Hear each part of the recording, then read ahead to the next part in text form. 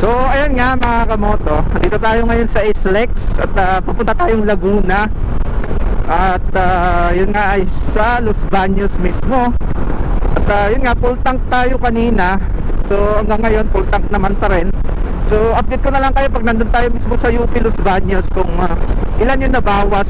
Kaya tayo nag-content ngayon or nag-vlog ngayon dahil yun nga, 2 linggo na sa atin mahigit itong si exciting BS 400 natin. At kahit bago pa lang yung motor natin, pero na tayo agad in-upgrade. Yun nga, ipapakita ko mamaya kung ano yung mga in-upgrade natin. Yung mga basic lang naman, yung mga kailangan natin pag nag-rides tayo. So ayun, update, nandito na tayo sa Los Baños at malapit na tayo sa UP nga. Well, at yun nga, update sa gas natin. Kung makikita nyo naman, oh. So may nabawas siya na 1 bar. Hindi ko alam kung ilang litro yun, yung sa 1 bar. So at least nagbawas lang siya ng 1 bar, pwede na. So masasabi ko naman dito kay exciting BS 400, kahit pa paano matipid naman na siya. Kasi nung patakbo natin kanina sa expressway sa Islex, di tayo bumababa ng 80. So higit 100 pa, 120 nga yung takbo ko kanina. So mabilis yung takbo natin.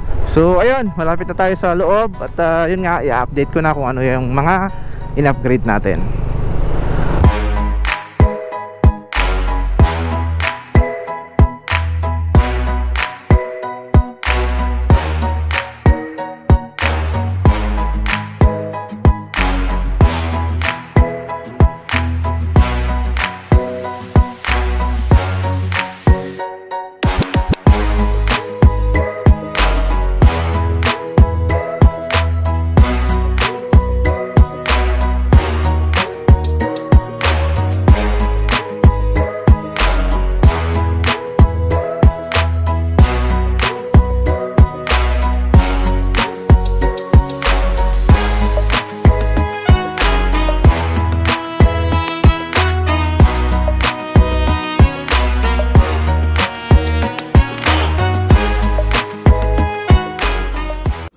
At ayun na nga, i-update ko na kayo kung ano yung mga in-upgrade natin dito sa ating exciting BS 400 2024 model.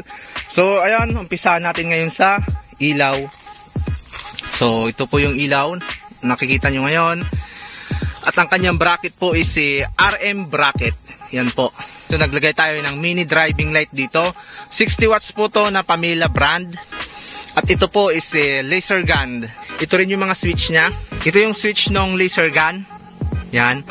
Ito naman is yung kanyang park light. Ito po yung on-off ng PIA. So dito yung switch ng mini driving light. At syempre, hindi lang naman yan ang in-upgrade natin sa motor natin.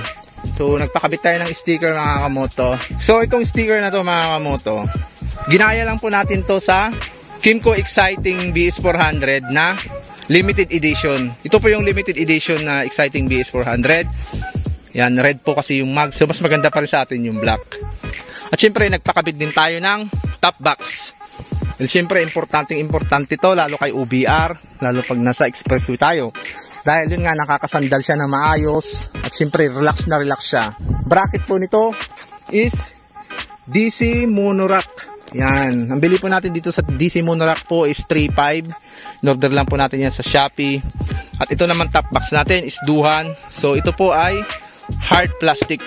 Yan, hard plastic lang po mga kamoto ang napili ko dahil magaan lang siya. So hindi ko na po binili ang alloy. So okay naman po, matibay naman po ito. Wala namang problema.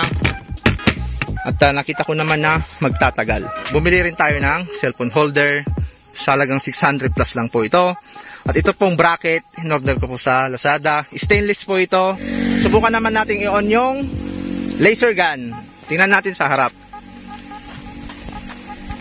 Hindi lang puti yan, may dilaw. Saka syempre may blinker din. Papakita ko sa inyo. So nagbi-blink po siya ng puti. Patay, on mo ulit. Yan. Mini driving light naman tayo. On. Yun. Ang dilaw po is high. So ayun, pwede natin pagsabayin yung dalawang ilaw, yung laser gun sa taas at saka yung mini driving light sa baba. So, laser gun muna. On. Mini driving light.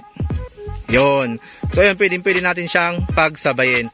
So ganun lang po kasimple yung ating sit up ng ating ilaw. So ayun, ganun lang po mga kamoto. At yun nga, sabi ko kanina, kulang-kulang 25,000 yung ginastos natin.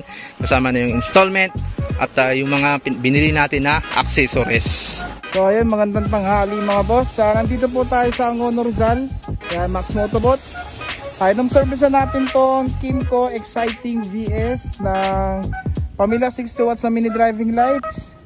Tapos auto style horn PIAA. Tsaka laser gun, customers item po yan. Ang ginamit natin bracket, RM brackets. Dual horn with rapid and combo lights. Yan. Yung combo lights, dito lang natin sinabay sa mini driving lights. Ayan yung laser gun ni sir, sa kanya po yan. Tapos RM brackets. So testing tayo, ito yung mga ginamit natin switch. Okay, testing tayo. So ito yung switch ng busina. Pag naka-off po yan, ang gagana stop. Rapid. Pag ano natin tong switch, gagana yung PIAA with combo lights. Rapid. Okay. Tapos ito yung ginamit nating switch sa mini driving lights. Low beam then high. Okay, push start. Isa pa, ito yung sa ilaw.